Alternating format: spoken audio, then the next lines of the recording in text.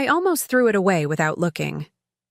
Just a crumpled receipt wedged between a grocery list and a gum wrapper in the bottom of Logan's jacket pocket. But something made me smooth it out. Maybe habit, maybe intuition. And there it was, Tramonto. My heart skipped. That name used to mean something. It was our place. The soft lighting, the quiet clink of wine glasses, the way he'd squeeze my hand across the table and say, "Here's to us." That table knew our love story. Or at least, I thought it did. We hadn't been back in over a year. Life got busy, sure, but we never stopped loving that place. Or so I believed. The receipt said otherwise. A Thursday night, just 3 weeks ago. He'd told me he was working late, stuck with a client pitch he couldn't reschedule. I remember eating leftovers by myself that night, flipping channels, waiting for the sound of the garage door. And now this tiny slip of paper was whispering a different version of the evening, one with wine, maybe laughter, and someone who wasn't me. I didn't go into panic mode. Not right away. I just moved. Almost like muscle memory. Logged into our credit card account, pulled the last 2 months. And there they were, Tramonto, again and again. Thursdays, Fridays. All those late nights and deadlines suddenly looked different under fluorescent truth. My chest felt tight, like I couldn't get a full breath. I wasn't ready to confront him. Not yet. I needed more than a hunch. I needed to see how deep the knife had gone before I pulled it out. I sat at the kitchen table with the laptop open and my fingers frozen above the keys. The numbers blurred together, but the pattern was unmistakable. Each charge was a breadcrumb, leading me straight to a truth I didn't ask to find. 2 entrees, 1 dessert, wine for 2. Always the same total. Not once did he mention a business dinner. Not once did he bring home leftovers. I pressed my palms to my eyes and tried to will the ache away. But it was there, cold, sharp, and spreading. And you know what stung the most? It wasn't just the betrayal. It was where. Tramonto wasn't just a restaurant to me. It was the place we'd celebrated our anniversary 3 years in a row. It was where he once surprised me with a dessert that had "forever" written in chocolate script. Every inch of that place held echoes of us, of who we were before bills and busy schedules and separate routines. And now? Now it was his playground, a stage for whatever performance he was putting on with her. Still, I didn't say a word to him that night. I reheated the chicken from 2 days ago, poured a glass of wine I didn't want, and sat across from him as he scrolled through his phone, mumbling about work. He didn't look up. Didn't notice I hadn't touched my plate. I stared at the man who used to read my moods from a single glance, and felt like I was staring at a stranger, but I wasn't going to lose myself in his silence. Not this time. I just needed to wait, watch, and plan. That night, I lay in bed listening to his breathing, steady, unbothered. He fell asleep so easily while my mind spun like a carousel I couldn't get off. I kept seeing that receipt in my head, like it was glowing, pulsing, daring me to wake him up and demand answers. But something told me not to. Not yet. If I exploded now, all I'd get were excuses, half-truths, gaslight wrapped in charm, and I wasn't in the mood to be handled. Instead, I reached for my phone and scrolled through old photos, birthdays, anniversaries, laughing selfies at Tramonto, back when we still looked at each other like we were in on some beautiful secret. I wasn't just grieving a marriage. I was grieving a version of myself, the woman who believed in all of it, who saved special dresses for special nights, who trusted that when he said forever, he meant it. I missed her, and I wasn't about to let her be made into a fool. So I decided to wait, to gather, to breathe. I needed more than whispers and receipts. I needed the whole picture framed in clarity. If he had turned our place into something cheap, into a hideaway for his lies, then maybe it was time to take it back. On my terms. My timing. And trust me, I already had a plan forming, right there in the quiet. The next morning, I waited until Logan left for work before making the call. I kept my voice light, casual, even threw in a fake laugh. "Hi, yes, I'm just confirming a reservation my husband made last week. Logan Carter? For Friday night?" The hostess hesitated for half a second, just long enough to tell me she'd found something. "Yes, of course," she chirped. "Table for 2, 7 p.m., same time as always." I thanked her, hung up, and just stared at the phone like it had spoken some ancient truth. Same time, as always. It was almost insulting how easy it was, like he didn't even try to hide it. Same restaurant, same night, week after week like clockwork. While I was home lighting candles and waiting on texts that came later and later. And suddenly, just like that, the sadness started to burn off, replaced by something else. Cold, clean, focused. I wasn't going to cry about this anymore. No, if he wanted an audience for his betrayal, I'd give him one. But this time, I would be holding the spotlight. So I called back. "Hi again. I'd like to make a reservation as well. For Friday, same time. Under the name Sienna Carter, party of 6. The woman on the line sounded slightly confused, but took it down anyway. "A celebration," I told her. "Something I'd been meaning to do with friends." When I hung up, my heart was pounding. Not from fear, but from power. I wasn't just going to walk in and catch him. I was going to own the moment. Take back the table, the restaurant, and myself. I spent the next few days assembling my crew, the ones who'd seen me through every chapter of my life, from wedding jitters to late-night tears when Logan first started coming home distant. I told them I wanted to celebrate friendship, resilience, and maybe toast to new beginnings. They didn't press for details, not yet. But I saw the spark of curiosity in their eyes. And honestly, that was fine. Let the truth arrive with the wine. Let it pour slowly, the way real stories do. I picked the dress days in advance. Red, because there's power in red. A color that doesn't ask permission to be noticed. I booked a blowout, polished my nails, and practiced smiling in the mirror until it felt natural again. There was something healing in the preparation, like I was stitching myself back together one step at a time. This wasn't going to be some messy emotional ambush. No, this was going to be poised, beautiful, a performance of truth, and I had front row seats saved for the ones who loved me most. I even sent Logan a sweet text that morning. "Hope your meeting goes well tonight. Don't wait up." Let him walk straight into it, blind. Let him believe for one last time that his lies were seamless, that he'd pulled it off. I had no interest in screaming matches or dramatic exits. What I wanted was silence, the kind that speaks louder than any accusation. I wasn't going to take back just the table. I was going to take back the story and write my own ending. By Friday afternoon, the air around me felt electric, charged with something unspoken. I wasn't nervous, not exactly. It was more like standing on the edge of a long-held breath, knowing it was finally time to exhale.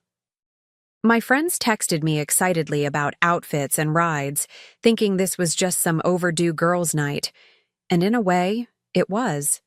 Only I knew it would also be a reckoning, a return, a reclamation dressed in heels and red lipstick. I arrived early, walked through the doors of Tremonto like I owned them, because for years I did. The host looked up, and I smiled with the ease of someone who's been here 1,000 times before. Reservation under Sienna Carter. The way his eyes widened just slightly told me everything I needed to know. He remembered. He knew. They all did. I was the wife, the original, the one who used to leave tips with handwritten thank you notes. And now I was back, not broken, but brilliant. Our table was near the front, facing the entrance. I chose it on purpose. I wanted to see it all. The door swinging open, the recognition flicker in his eyes, the slow unraveling. My friends arrived one by one, bringing warmth, laughter, and a sense of calm I didn't realize I needed. I let the wine flow. I let them fill the space with joy. And all the while, I kept my eyes on that door, waiting for him to walk through it, still believing he was the one in control. It happened so quickly, and yet, I remember every second in detail. The door opened, and there he was. Logan. Button-down shirt, that same confident tilt of his head, the slight smirk he always wore when he thought he was 2 steps ahead of the world. But he wasn't alone. Her hand was in his, manicured, delicate, clutching his arm like she belonged there. They laughed as they stepped inside, as if walking into a memory they had no right to own. For a moment, he didn't see me. His eyes were scanning the room for their usual table, the one in the back, near the window. The same one we always used to sit at on date nights, before date night became just another phrase he threw around when guilt needed a cover. And then the hostess greeted him. Her voice was sweet, but I caught the flicker of panic behind her eyes. She gestured toward the table. My table. Our table. Occupied. "Oh, Mr. Carter," she said, soft and apologetic. "There's been a mix-up. That table was taken earlier. By your wife." And just like that, the air shifted. I watched him freeze. His smile faltered, his shoulders stiffened. He turned his head, slowly, like someone waking up in a nightmare. And our eyes met across the room. My heart didn't race. It didn't crumble. It stayed steady. Because I wasn't there to fall apart. I was there to rise. I stood up slowly, letting my chair slide back with a soft scrape against the tile. Every head at my table turned. My friends froze mid-sip, their conversations dropping like a curtain. I didn't need to say a word. They followed my gaze and understood. The man walking toward the chaos he'd created, dragging a woman who had no idea what she'd just stepped into.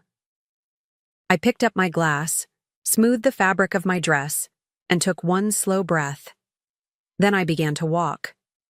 The room stretched in front of me like a stage, and I didn't rush.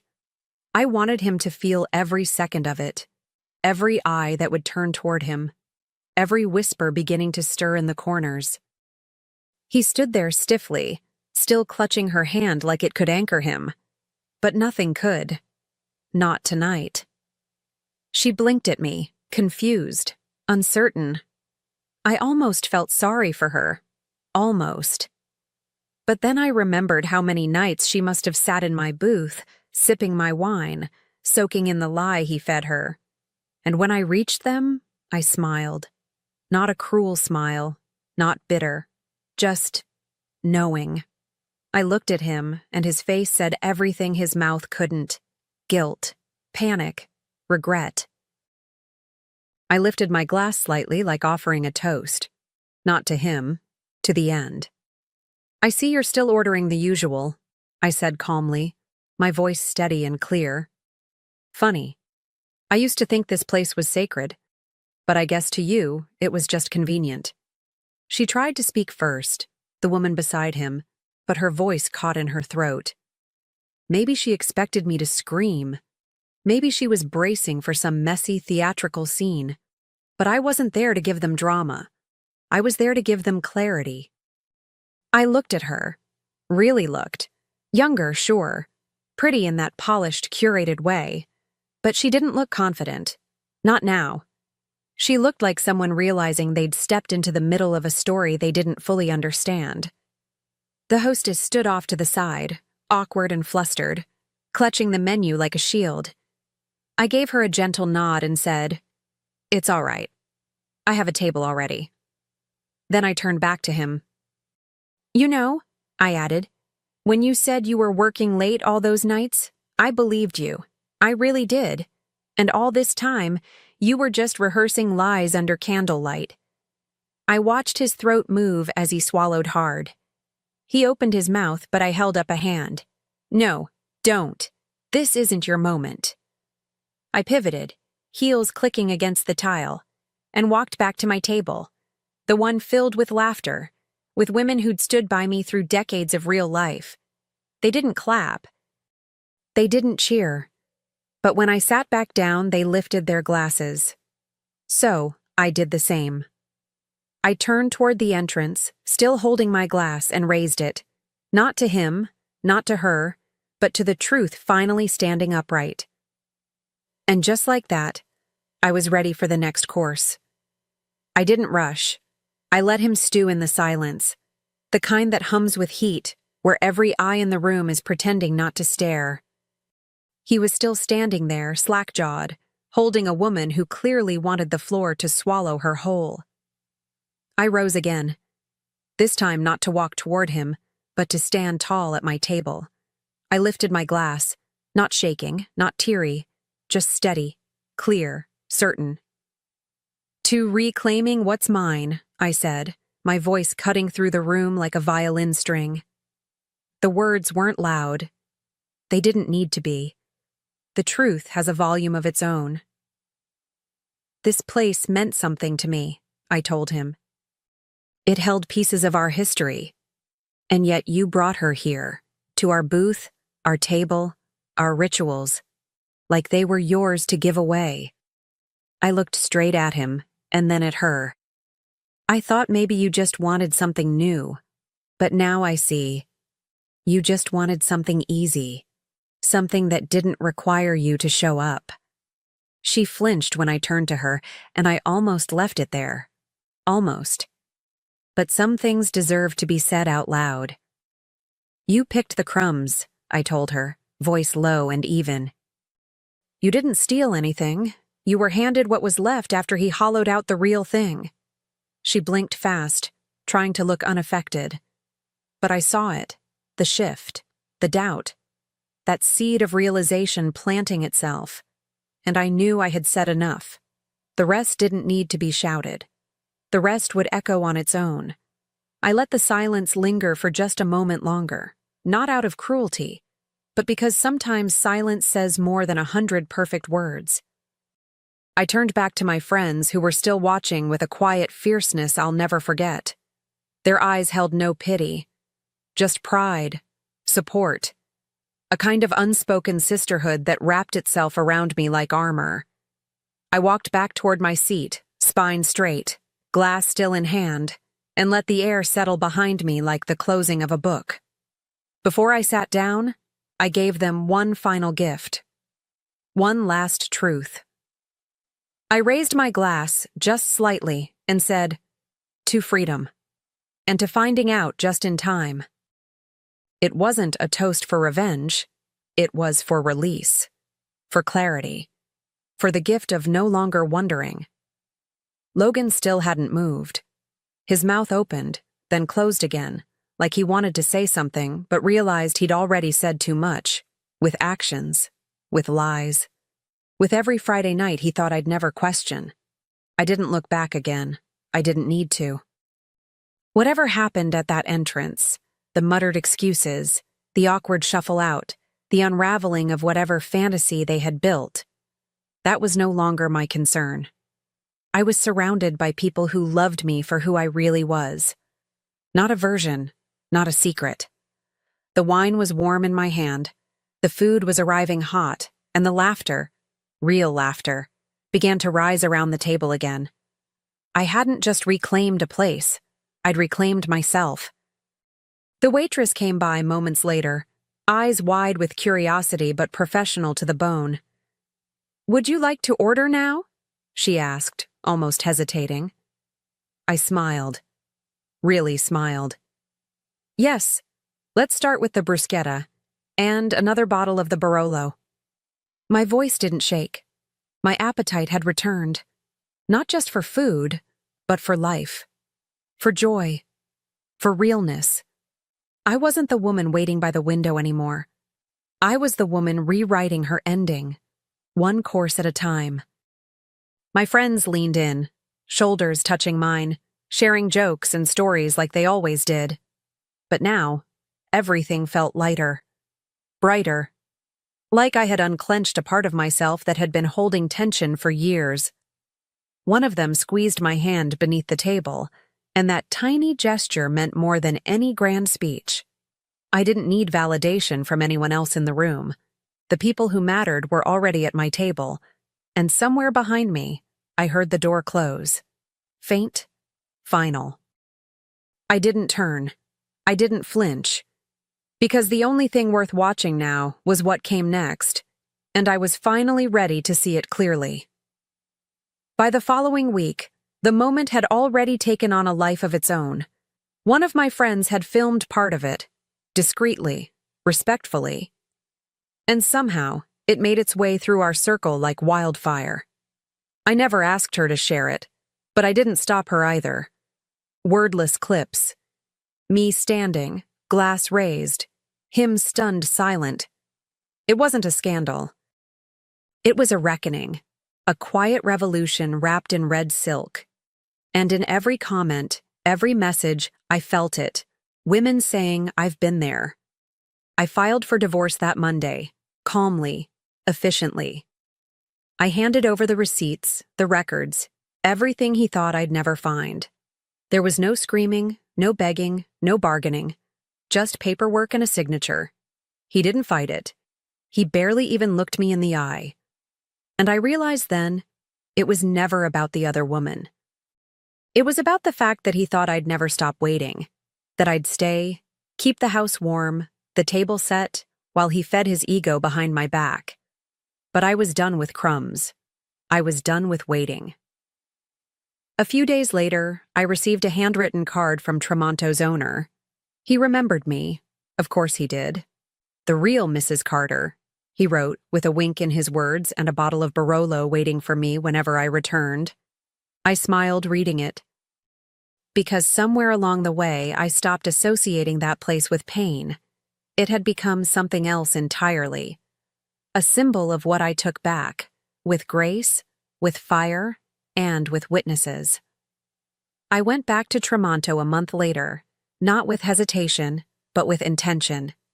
Same dress, same red lipstick, different heart. This time I didn't need to reclaim anything. I simply walked in as someone whole. The host greeted me like an old friend, and I was seated at a new table. Not our old booth, not some symbol of what used to be, but somewhere fresh. A place untouched by memory, ready to be filled with something entirely mine. My friends met me there, laughing as they arrived, hugging me like I'd returned from a long journey. And in some ways I had. We ordered whatever we wanted. No second-guessing, no shrinking ourselves. We clinked glasses not in rebellion, but in joy. I watched them talk, listened to the rhythm of their voices, and felt gratitude rise in me like warmth after a storm. There was no lingering ache, no leftover anger, just the peace that comes from finally choosing yourself. Later that night, I checked my phone and saw his name on the screen. A missed call, a vague text. "Can we talk?" I didn't open it. I didn't need to. There was nothing left to say.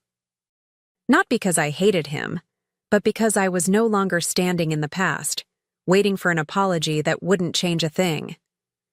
I tucked the phone away, took another sip of wine, and leaned into the laughter at my table. This was the only conversation I needed. These days, Tremonto isn't haunted anymore. It's lit from within, not just by candles or chandeliers, but by something harder to define. Confidence, maybe. Peace. A kind of quiet power that lingers in the corners when you stop shrinking to fit into someone else's comfort. I've been back several times now, sometimes with friends, sometimes alone with a book and a glass of wine. And every time, it feels like a small celebration, not of what was lost, but of what I found when I finally let it go. Logan tried again a few months later, a birthday message, a memory he thought might make me soften. I didn't block him. I didn't even reply. That part of my life no longer needed closure. It had ended the way all great illusions do, in plain sight. And the beauty of it? I didn't just survive it. I shaped it. I wrote the final scene. I took back the table, the story, the voice. And I made it mine. The last time I sat there, near the window, I watched a couple across the room. Young, in love, unaware of anything but each other. I smiled, not with envy, but with peace. I looked down at my plate, then at the empty chair across from me and thought, the table was set for two, but I made it a feast for my freedom.